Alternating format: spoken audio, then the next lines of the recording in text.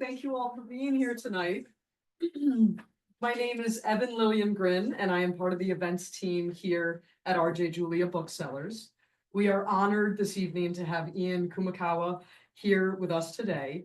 He is a historian of economic thinking, capitalism, and empire. He holds an MPhil from the University of Cambridge and earned his PhD at Harvard. He lectures at MIT and is currently a fellow at Harvard University. Some of you may be familiar with his earlier work entitled The First Optimists, A.C. Pigou and the Birth of Welfare Economics. Pigou reshaped the way the public thinks about the economic role of government. And similarly, in his newest publication, Kumekawa challenges us to rethink the role of a basic boat. One Wall Street Journal review notes that as this ship is resold numerous times and reflagged in multiple tax havens, it becomes a metaphor for the stateless quality of global trade. Well, please join me in welcoming Ian Kumekawa this evening as he discusses Empty Vessel, the story of the global economy in one barge. Thanks so much, Evan, and everyone at RJ Julia. You know, it is just so special to be here. This was, I grew up in Clinton, and this was the childhood bookstore. It's the place where you'd come to find a book, to meet an author. I very much remember queuing up to hear Brian Jakes and get my copy of Redwall signed, and it's just so delightful to be here at RJ Julia to talk about Empty Vessel. I thought I'd begin just by reading a very short passage from the beginning of the book to give you a flavor of how it sounds, and to give you a taste, if you will, of what the story is about. On a spring day in 1989, a container ship arrived in New York Harbor from Eemshaven, a deep water port in the Netherlands. The vessel, named the Bibi Resolution, belonged to a well-established Liverpool shipping line, one whose founder had invested in the Atlantic slave trade 200 years before. But while the company that owned it had a history that went back centuries, the ship itself was unmistakably a product of the late 20th century. The vessel was assembled out of standardized parts developed for streamlining oceanic trade. It was a global polyglot. Manufactured in Sweden, it had a British owner and an international crew. In the decade since its launch, it had been registered in 4 different countries. At the time it moored in New York, the vessel was listed in the Bahamas, though it had never been close to Bahamian waters. Like other container ships, the Bibi Resolution was a creature not so much of a single country, but of a global economic order. The Bibi Resolution was an unusual container ship. For one thing, it didn't have an engine. It had been transported to New York from Europe on the back of another ship. For another, the containers the vessel carried were never intended to be unloaded, nor were they meant to contain merchandise. The vessel was an accommodation ship. In the various descriptions of its owners, a hotel ship, a coastel, a floatel. These designations were meant to evoke comfort, if not luxury. But they didn't change the fact that the vessel was a simple 94-meter-long, flat-bottomed hull with a modular 5-story steel accommodation block mounted on its deck. For though the vessel was built to house people rather than to transport goods, it was still very much a container ship. Its cabins and galleys, its gathering spaces and recreation rooms were assembled out of modified steel shipping containers, and it had been brought to New York, quite literally, to contain. The New York City Department of Correction had leased the Bibi Resolution to serve as a floating jail. And so, in addition to being a ship, the vessel was also a jail, at least for the 5 years that it was in New York. At other points in its history, it was a barracks for troops in the Falkland Islands, temporary housing for assembly line workers in West Germany, and a home away from home for oilmen off the coast of Nigeria. Over the past 4 decades, the vessel has been called many names: the Bibi Resolution, the Safe Hesperia, Her Majesty's Prism the Weir, even the Love Boat. Today it goes by the unassuming name of the Jascon 27, a reference to a company that once held title to it. It has flown the flags of 5 different countries, known a litany of owners, and though it has never had a motor of its own, traveled tens of thousands of miles. The ship at the heart of this story has both lived and contained many lives. In and of itself, the vessel is uncharismatic. In the description of one of its own early owners, it looks like a big shoebox. Even its technical classification, dumb pontoon, evokes a hulking, silent presence. But although it may outwardly appear stolid, static, the vessel's story offers a window onto the profound and dynamic changes that have buffeted and shaped the world economy over the last 40 years. Moreover, it's been a repository for the effects of such changes, as well as a stage on which they've played out. Okay, so that's the beginning of this book. And first of all, I want to tell you about the barge, and then I'll tell you about how I came to discover it.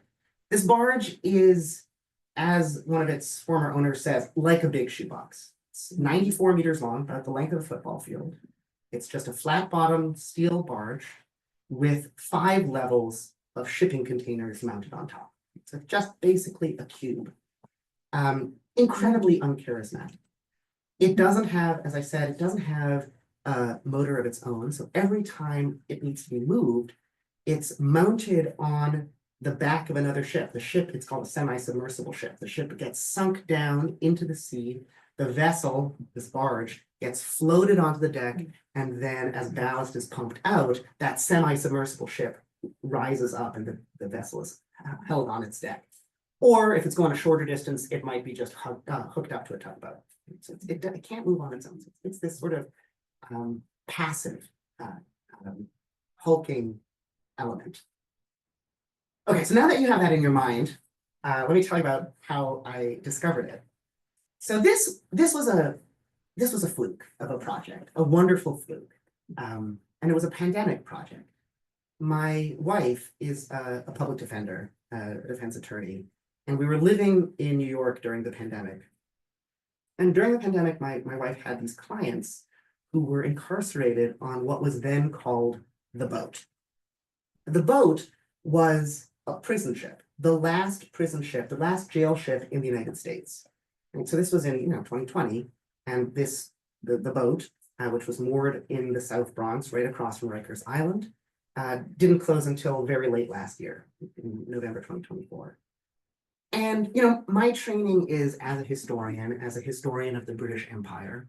And when I learned that there was a prison ship in New York in 2020, I immediately thought of those prison hulks that were a staple of British imperial life, really starting in the 17th century and going right through the 19th century.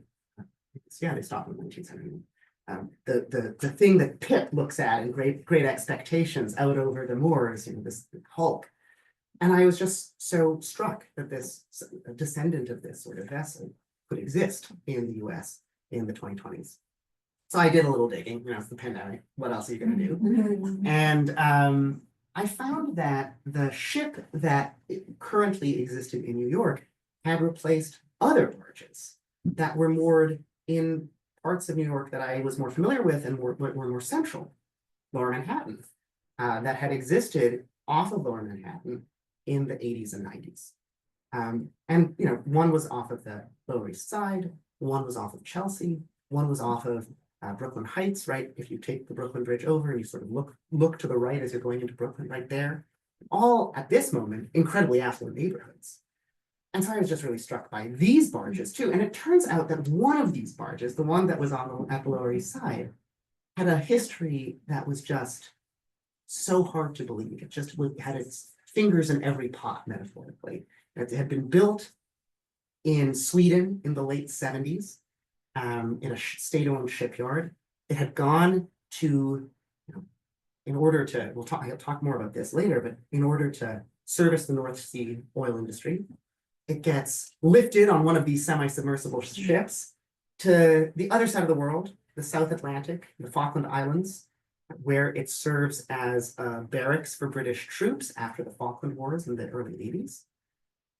Then it goes to West Germany, where it's moored at a pier that's owned by Volkswagen. It's the facility, the VW facility, where all cars leaving Europe go through this VW facility in Emden. All cars coming into Europe, VW cars, VW group cars come into this city. So it was there for a while, holding VW workers. And then it goes to New York, where it's this jail. Then it goes to England, where it's a prison. Then it ends up in Nigeria, where it's accommodating offshore oil workers again. And what was even more striking than all of these different geographic locations is that along the way, this vessel is involved in almost every aspect of this thing called the offshore world, the global offshore that you can imagine.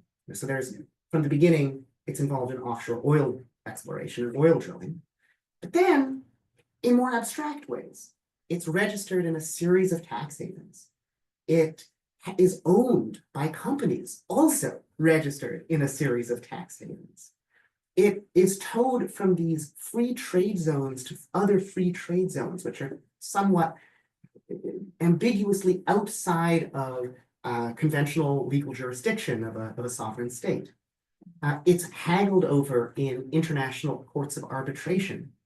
And these are these parallel judicial systems that are set up outside of national control. And so what I realized was this vehicle was an amazing way of talking about these incredibly abstract things that are so hard to pin down and understand without, figuring out exactly how this happened in concrete material terms. So this vessel was a concrete material way of talking about abstractions like globalization and abstractions like the offshore world. And so that's what this book is about. It's about a barge, but it's also about the global offshore, this shadowy world apart from national borders, apart from national sovereignty. Okay, so that's how I got interested in it. That's where the story of this barge comes from. And I thought that in the remaining time, I would just give you a few snippets, a few stories from this barge's life, so you can sort of get a sense of some of the stops on its picaresque journey around the world. Okay, so as I said, the vessel is constructed in a state-owned shipyard in Sweden, just outside of Stockholm, in 1978, between 1978 and 1979. And the person who orders this ship, who commissions it, is not affiliated with the it's built in this state-owned shipyard, but it's ordered by really an arch capitalist. To understand how the ship gets built, we need to understand the sort of political economy of Scandinavia in the late 70s. So what's happening in Scandinavia? Well, the first big economic thing that's happening in Scandinavia is that offshore oil is just exploding. Not literally, metaphorically. The first oil well is drilled in the North Sea in 1964. And really over the next decade and a half, oil production skyrockets. There is just a tremendous amount of wealth to be had drilling for oil on the ocean floor. The North Sea is a good place to do it. Lots of oil, and it's comparatively shallow, less than 200 meters in depth. And as you know, there's lots of crises going on in the Middle East, which is making people reticent about drilling in the Middle East. And so this is a politically safe place to do it. Okay, so offshore oil is just taking off. But meanwhile, this is still Scandinavia. The top income tax bracket in Norway, for instance, is over 90%. So you have all of this money coming into Norway, and you have all of these wealthy Norwegians, not necessarily in the oil industry. You could be a dentist, you could be a doctor or a lawyer, and you're paying, but the economy is surging, and so you're paying a huge amount of your income to the state. Now there's a loophole. There's a loophole that is discovered by a Norwegian shipping magnate. And that loophole is if you invest in Norwegian ships, you can basically write them off your taxes. So what this shipping magnate does is creates a whole bunch of limited liability partnerships. So wealthy Norwegians can invest with him in ships and write that off of their tax bill. It's a wonderful loophole out of paying this huge sum to the Norwegian government. And this vessel what is then known as the Finnboda 11. So it has a litany, 8 names of them. Most of them are incredibly technical and boring. This vessel is bought under just such a scheme. It's a way of writing off tax obligations. So from the very beginning, you have this dual identity of the ship. And this is true of lots of ships. The ship is really economically viable because it is responding to North Sea oil. It's manufactured or constructed in order to service North Sea oil wells. But it's also really valuable because of an abstraction, because of a legal abstraction. It's valuable as a way of writing off these tax liabilities. And so from the very beginning, the economics of this ship are about physical offshore assets, oil, and much more abstract financial assets, the depreciation. Okay, so it's built. It gets towed out into the North Sea. There's a little mini dip in the oil exploration right when it's launched. And so what does it do at the beginning? It goes on this madcap adventure because at the end of World War I, the German Navy surrenders to the British. Right? So the whole German fleet is assembled in northern Scotland. It's going to surrender to the British. But the admiral controlling the German fleet doesn't want to surrender these state-of-the-art battleships and cruisers to the British, their enemies. So what does he do? He sinks the entirety of the German fleet in the Scapa Flow, right? Very, very deep, very dark waters. But this is a real lure to treasure hunters. This is really high-grade steel. And if you can lift that steel, okay, it's not going to be oil money, but it's still some money. And so the first thing that the vessel is involved in doing is this adventure trying to find these lost German battleships. It doesn't work out well, but the financier is able to raise enough of this German steel that he makes one into an ornament for his deck. So I talked to him and he was very proud of this deck. Okay, so to fast forward, so that's the first episode in this ship's life. To fast forward, now we're in the early 80s.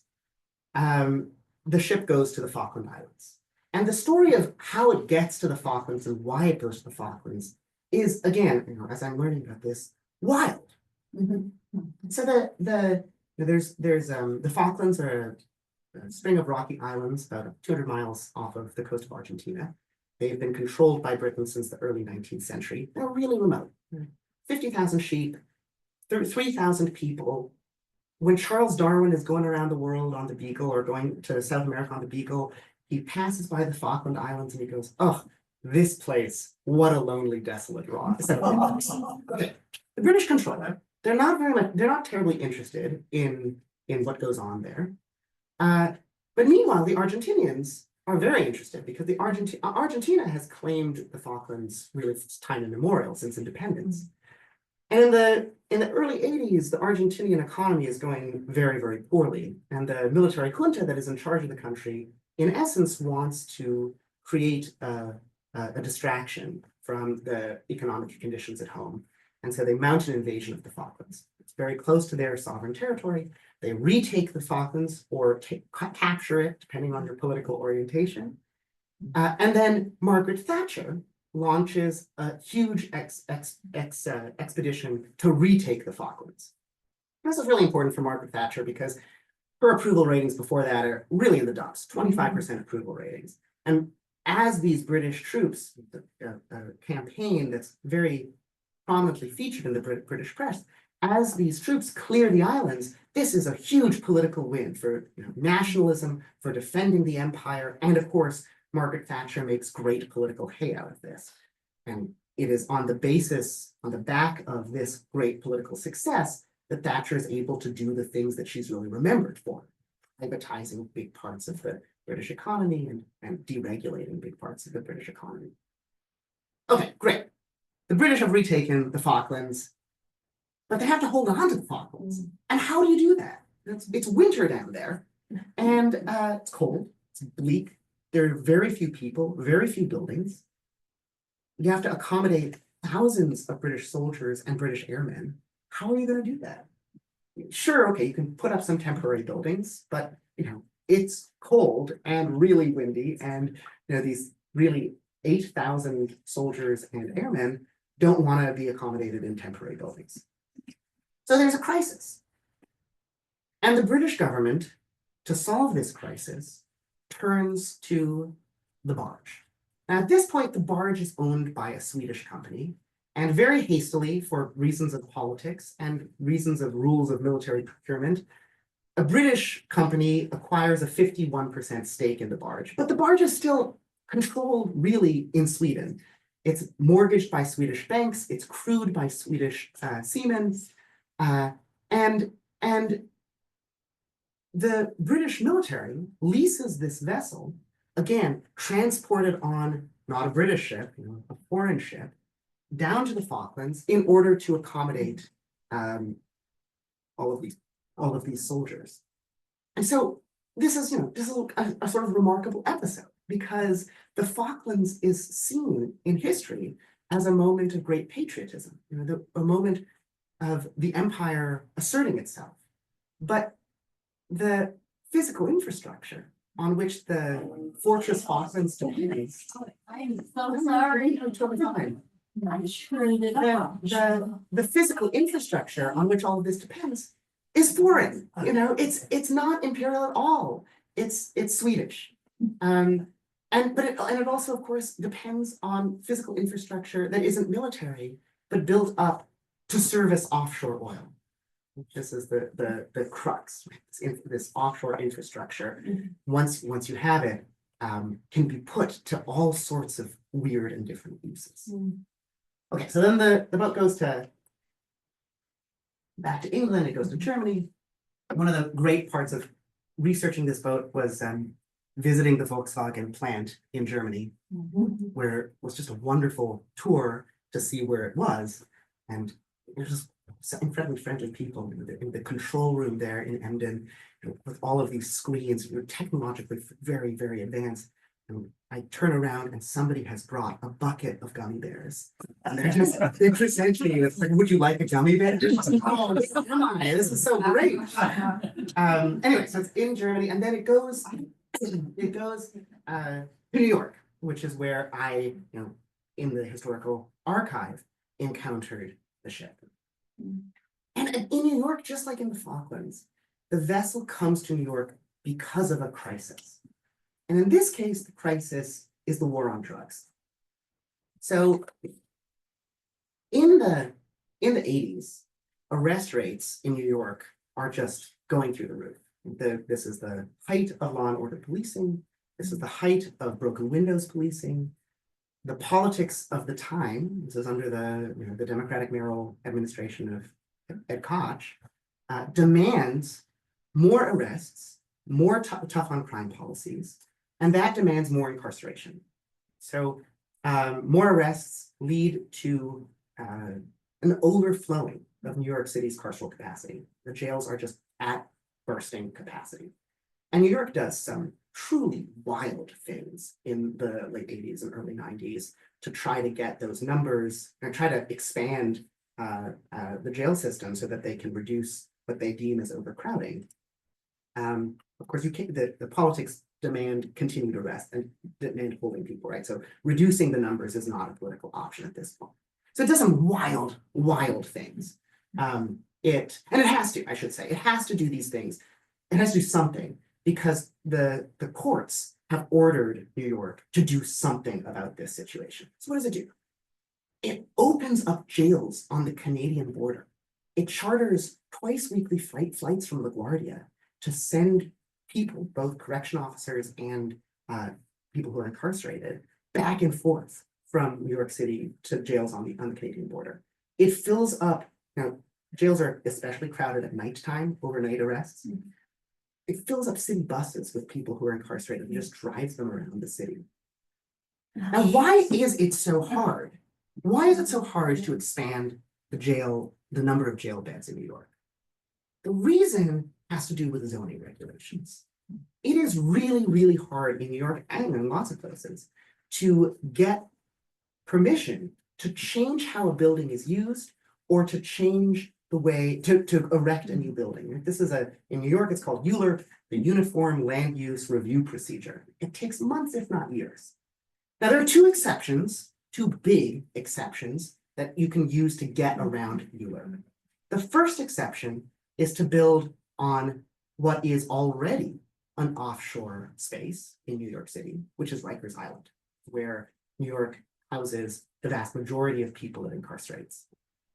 New York, Rikers Island is a physical island off of Queens, and land use rules just don't apply there. But still, right? If you want to build on Rikers Island, that's going to take years. You have to build a building, and this crisis is immediate. And that brings us to the second loophole to land use review procedure, which is to move off land altogether. And that is what this barge allows New York City authorities to do. It is, by this point, an international ship owned by a British company, registered in the Bahamas. It does not need to follow New York City land use rules. It does not need to follow New York City fire codes. It doesn't need to really follow any New York City rules. All it needs to do is a basic inspection by the Coast Guard. So, they do things, the Department of Correction does things that would be completely prohibited on land. It seals off fire doors in order to make sure that space is controllable, right? Because, these are spaces that are built not to, always built to contain, but not to incarcerate. And there are security concerns, of course. Something that I found just so darkly funny in researching this is one of the things that they're really just get so exercised about is the quote unquote fancy European style shower heads. They're just like, no. And so there is some renovation that happens. And some changes in the way that the physical structure is organized. But in general, it's a direct transposition of these containers that are able to contain offshore oilmen are also able to contain people in New York. I just want to check how I'm doing on time here. Yeah, you're good. You can talk a little more, take a few questions. It's up to you. I'll just wrap up. The space, the barge is now, it went to England, lengthy legal battle between shell companies based in Hong Kong and the British Virgin Islands. It's ultimately bought by a company in Nigeria, which brings it to Nigeria.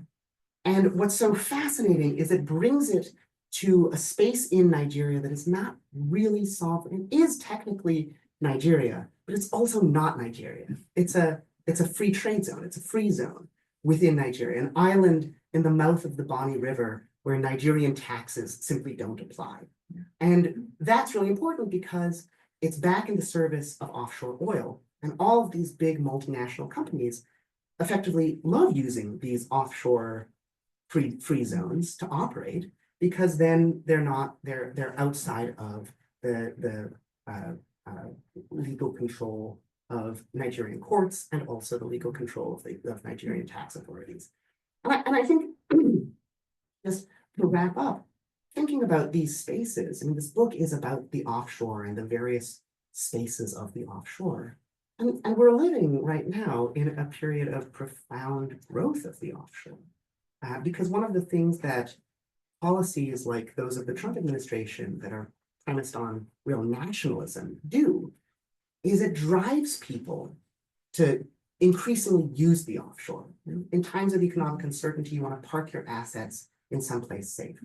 In times of uncertainty about trade barriers and tariffs, you want to try to use these free trade zones really strategically. And there are many free trade zones that exist in the United States already, and interest in them skyrocketed in the lead up to so-called Liberation Day, and the interest has really only increased since then. And of course, in another facet, we can see the Trump administration also turning to the offshore to deal with detention and incarceration, whether in El Salvador or Guantanamo Bay. And so, this is a really really, thought it was timely when I was writing it, but it has just become even more timely as events have unfolded since January. Thank you. Yeah. Thank you so much. We certainly have time for a question or two before we begin the signing line at Register 1. Does anyone have? Yes, sir. So how many people can this thing hold? Yeah. Yeah. Well, okay, it's a simple question, but it's a really complicated question also. Because it really depends on what kind of people and where they're held. Let's just say, for instance, when it was a prison, for how long was it a prison and how did they utilize this space? Yeah, so when it was a prison, it held at most 400 to 500 people. But when it was barracks in the Falklands, it held up to 900 people. When it was in Nigeria, it held far fewer because in Nigeria, the air conditioning systems just could not keep up with the heat. And so they had to close a section, two or three of the levels of the barge. So, the capacity was effectively cut in half. So, it's held at most 900, and people really felt that was a very tight squeeze. And they write rather rude rhymes about how much of a squeeze it was. And then how many vessels like this are there? That's another great question. So, there are many, hundreds of these accommodation vessels, and the one that has been in the news, certainly in the UK, is called the most recently is called the Vivi Stockholm, which is what the British government was using to house people, asylum seekers, and people who they were housing who were seeking status in the UK. In fact, at the very same pier that this vessel was held in southern England. But I should also mention that there is the main well, this was just an infographic. I mean, this is just a sort of rendering, but the main character in this book, the vessel, has also a sort of supporting actor, which I call the sister vessel, which was built on exactly the same spec at the same time. And it has this sort of parallel journey, not quite as interesting, but it appears as a shadow. So there's two really quite similar, and then many more that function as accommodation vessels, largely still for offshore oil. Any more? I think just time for one more. Well, I'm wondering, over time, is this an actual profitable venture for the holders to take part in or not? So for the private companies that own the ship, it is absolutely well, not always. The Nigerian company did not make much of a profit on that, and that's because for various reasons. But for the British company and for the Swedish company, yes, it was a very profitable thing. Because the thing about the ship is that it is demanded in times of great crisis. And in those times of great crisis, the people who are experiencing the crisis are really willing to pay through the nose. And so it's not used constantly, but when it is, they can really charge quite a bit of money for it. Which is true of the container ship industry as a whole. That's right. That's right. Although, the crises are even more profound, I think, with this one. Yeah, but absolutely, totally. Okay, one last quick one. Why didn't they never put an engine in this boat? I think it was just never economically. It's a great question, and I haven't thought about that. But I think that the general reason is that it just was never economically profitable to do so. Because the ship itself is not meant to transport people. It doesn't have a keel, and so it's really meant to just be stationary. And so tugs, for the most part, are able to move it around. And then when it has to go longer distances, then they charter one of these heavy lift ships, one of these semi-submersibles. Great. Thank you all for coming, and we have books for sale here. We'll have a signing line at the register by the front door.